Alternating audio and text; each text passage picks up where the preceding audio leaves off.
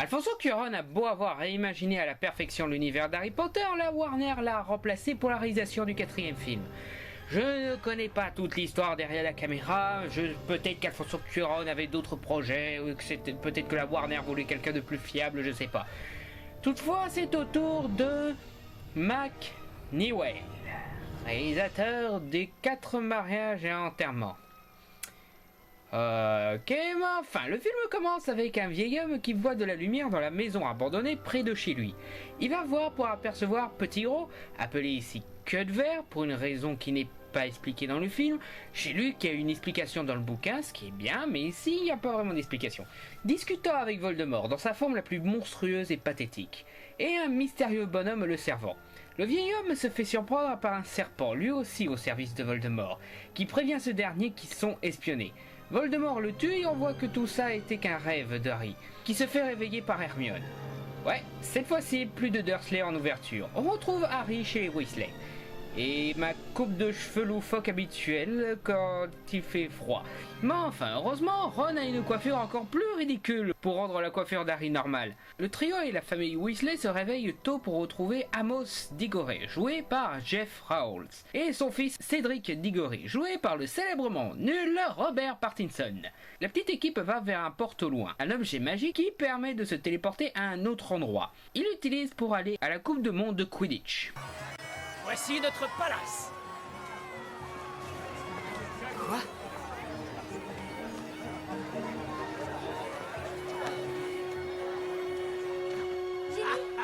Ginny, Excellent, regarde. excellent. Waouh. Un pain. Les filles, choisissez un lit et défaites votre sac. C'est plus grand à l'intérieur. Vous croyez? Je n'avais jamais remarqué. Le soir du match, dans les tribunes, ils croisent les Malfoy, qui, bien sûr, en profitent pour les rabaisser parce qu'ils ont une place toute pourrie. Et Lucius en profite pour dire à Harry de bien profiter de ce moment. Le match commence avec l'entrée en scène du plus gros badass des badass, Victor Krum, le Zinedine Zidane du Quidditch. Crom. En tant que ministre de la magie, j'ai le très grand plaisir de souhaiter à chacun d'entre vous la bienvenue à la finale de la 422e Coupe du Monde de Quidditch. Que le match commence!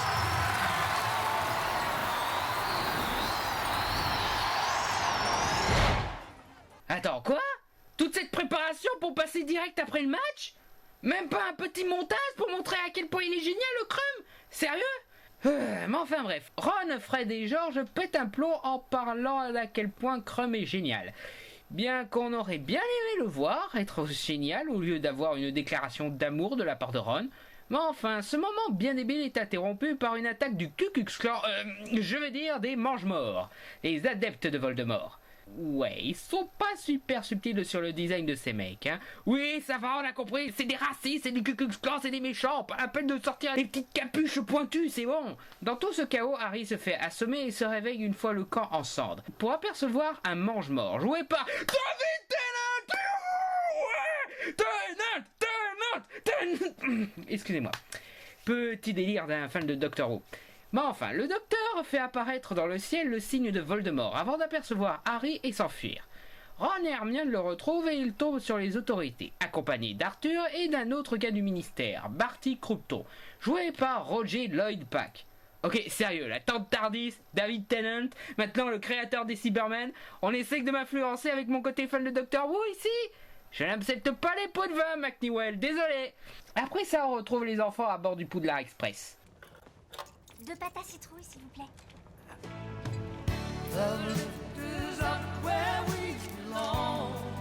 Merci. Et toi, mon garçon, une petite douceur. Oh, je crois qu'on a la première référence sexuelle de la saga. Hermione remarque qu'Harry a sa cicatrice qui démange et lui conseille d'en parler avec Sirius en lui envoyant une lettre. Plus tard à Poudlard, l'école accueille de nouveaux invités qui viennent en carrosse portés par des chevaux ailés et le Hollandais volant. Ce sont les élèves de l'école pour filles Beaubaton, dirigée par la directrice géante Maxime.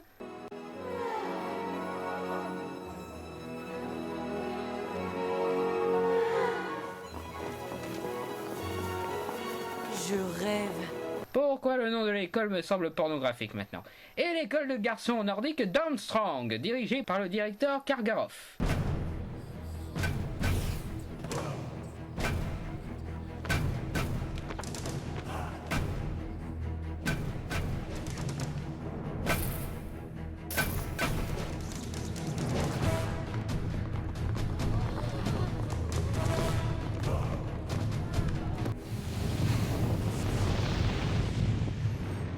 Et parmi eux, il y a le célèbre Victor Krum, ce que Ron ne manque pas de faire remarquer pour fantasmer encore plus. Ces écoles sont réunies à Poudlard pour le tournoi des 3 sorciers, un peu les Jeux Olympiques des sorciers, où Poudlard, Beauxbatons et Domstrang devront faire leurs preuves dans des épreuves très dangereuses. À table, on remarque que Karkaroff et Rogue ne vont pas être copains, mais que de l'autre côté, Hagrid aimerait bien faire ami-ami avec Maxime. Yerk. Mais enfin, pour je ne sais quelle raison, le plafond magique se met à déconner et à jeter des éclairs. Mais heureusement, il est réparé par Alastor Maugret, dit Folleuil, joué par Brendan Gleeson, un aurore, chasseur de sorciers noirs. Borgne et amputé d'une jambe, réputé fou, et portant un œil magique, et apparemment alcoolique. Dumbledore explique ensuite que le gagnant du tournoi gagnera la gloire éternelle. Mais Crompton prévient que cette fois le tournoi sera interdit aux moins de 17 ans, vu que les épreuves sont beaucoup trop dangereuses. À la grande déception de Fred et George d'ailleurs. Dumbledore présente ensuite la coupe de feu, un artefact où les participants y mettront un bout de papier avec leur nom dessus, pour que soient tirés au sort les participants. Le lendemain, on voit que Folleuil est le nouveau professeur de défense contre les forces du mal. Ouais, comme s'il n'était pas assez inquiétant comme ça. Folleuil commence à leur parler des sorts impardonnables, 3 sorts criminels.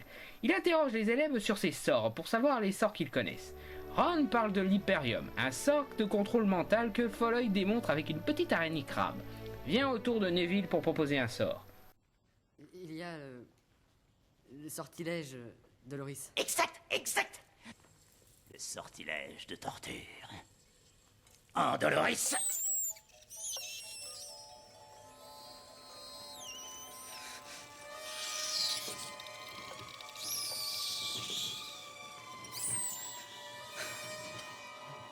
Ça suffit! Vous ne voyez pas que ça le perturbe? Arrêtez!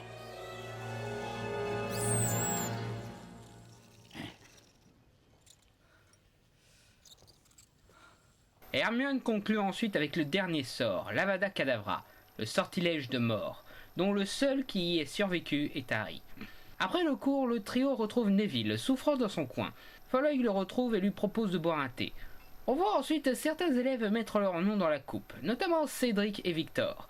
Fred et George débarquent aussi, en gloire, car ils ont concocté une potion de vieillissement pour contrer le sort de limite d'âge mis en place par Dumbledore, pour pouvoir mettre leur nom dans la coupe. Hermione a beau les mettre en garde que Dumbledore est trop doué pour pouvoir mettre un sort qui puisse être contré de cette manière, mais ça ne les arrête pas. Ils mettent leur nom pour finalement être frappés par une réaction de la coupe de feu et vieillir de 50 ans de plus. C'est ta faute, la tienne. Ah ouais, tu veux te battre? Arrête ou je t'arrache les oreilles, je t'arrache le nez. Fais gaffe, tu fais pas le poids. Lâche-moi. Vient le soir du tirage au sort. La coupe de feu choisit Victor pour Domstrang, une fille appelée Fleur de la Cour que les fanatiques du bouquin ont réussi à me faire détester pour Beauxbatons, et Cédric pour Poudlard. Une fois les sorciers choisis, Dumbledore présente ce que le vainqueur du tournoi gagnera, le trophée des 3 sorciers. Seulement la coupe de feu tire un 4e morceau de papier, à la surprise de tous. Encore plus surprenant, c'est le nom d'Harry qui est sur le papier. Dumbledore semble très déçu, comme la plupart des élèves qui l'accusent de tricherie. Harry rejoint les autres concurrents dans la salle des trophées. Harry, as-tu déposé ton nom dans la coupe de feu? Wow, calme Albus, calme. Pas la peine de l'agresser le petit, c'est bon. Folleuil heureusement prend la défense d'Harry en disant qu'un sort de confusion capable d'entourlouper la coupe de feu n'est pas à la mesure d'un enfant comme Harry. Hélas, ça ne change pas grand-chose, car comme le dit Croupton, Harry est désormais lié par un contrat magique, qui l'oblige à être un champion du tournoi. Comment ça marche exactement? S'il participe pas, il va mourir, ou il sera amené de force au tournoi? Ce serait pas mal comme image de voir la coupe de feu, de botter le cul d'Harry en criant « Tu iras de gré ou de force, petite merde !» Bon, enfin, ce n'est pas vraiment expliqué. Après ça, on a la première scène de la saga où Harry n'est pas présent, où les professeurs discutent de la situation. McGonagall propose de sauver Harry en le désinscrivant pour le tournoi. Mais Rogue propose de laisser faire les choses, pour découvrir ce qui est derrière tout ça.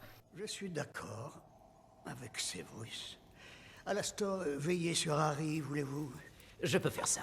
Sans qu'il s'en doute, bien sûr. Il doit être déjà suffisamment inquiet, en sachant ce qui l'attend. D'ailleurs, nous le sommes tous.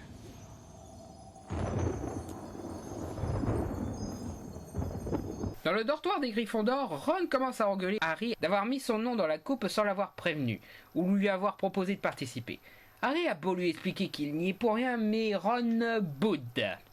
Ouais. Le lendemain, les 4 concurrents sont photographiés et interviewés par le reporter à succès de la Gazette des Sorciers, Rita Skeeter, jouée par Miranda Richardson. Et comme pas mal de reporters à succès, elle est imbue d'elle-même, irrespectueuse, traite ses sujets comme des jouets qu'elle manipule pour raconter n'importe quoi, très mauvaise reporter, ne laisse pas parler ses invités pour ses interviews et cabotine pas mal. Je déteste ce personnage, elle m'insupporte. Encore plus quand je vois à quel point l'histoire pourrait être écrite sans elle dedans. Tout ce qu'elle apporte, c'est un gag chiant sur le fait qu'elle se trompe sur l'âge d'Harry et le fait qu'elle écrit des phrases toutes faites et hors sujet. Ah, et en plus, je la soupçonne d'être pédophile vu comment elle drague Harry. Je rappelle qu'il a encore que 14 ans à ce moment-là du film. Si seulement Christopher Walken pouvait l'embarquer pour l'emmener en enfer pour la violer et la torturer. Bon enfin, Harry reçoit enfin une lettre de Sirius, lui demandant de le retrouver dans la salle commune de Gryffondor. Harry s'y rend pour trouver l'article de Skeeter sur lui, et le balancer au feu, à juste titre. Justement, c'est dans le feu qu'apparaît Sirius, ce qui est un petit peu bizarre. On dirait qu'il mute en un tas de charbon brûlant. T'as l'impression qu'il souffre le martyre en faisant ça, quoi. Harry parle de ses rêves à Sirius, particulièrement le passage où Voldemort ordonne à David Tennant d'amener Harry auprès du Seigneur des Ténèbres. Sirius lui dit alors de se méfier, surtout de Karkaroff, qui était autrefois un mange-mort, et de Croupton, qui a envoyé son propre fils à Azkaban. Sirius disparaît au moment où Ron arrive pour jouer les jaloux avec Harry, et retourner se coucher. Le lendemain, Harry récupère des plantes aquatiques avec Neville, dont ce dernier s'intéresse depuis que Folleuil lui a donné un guide quand ils ont bu un thé la dernière fois. Arrivent Ron, Ginny et Hermione. Ron a quelque chose à dire, mais comme il fait du boudin, il envoie Hermione dire ce qu'il a à dire à sa place. Ronald aimerait que je te dise que Simus lui a dit que Dean a appris par Parvati que Hagrid te cherchait. Vraiment? Eh bien... Quoi?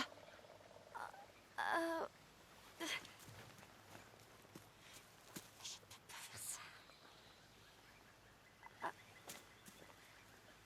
Dean a appris par Parvati que... Ne m'oblige pas à le redire. Hagrid te cherche. Eh bien, tu peux dire à Ronald... Je ne suis pas un hibou! Au moins, Hermione est tout aussi saoulée que moi par cette situation. Hagrid l'emmène dans la forêt avec sa cape d'invisibilité pour lui montrer quelque chose.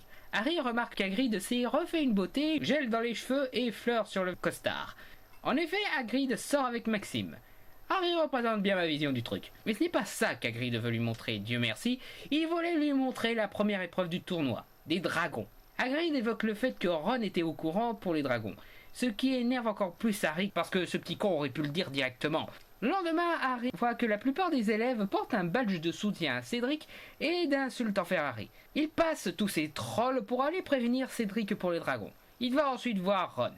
Tu es vraiment con, tu le sais ça? Wow, premier gros mot de la saga. Mais enfin, ça c'est fait, autour de Drago.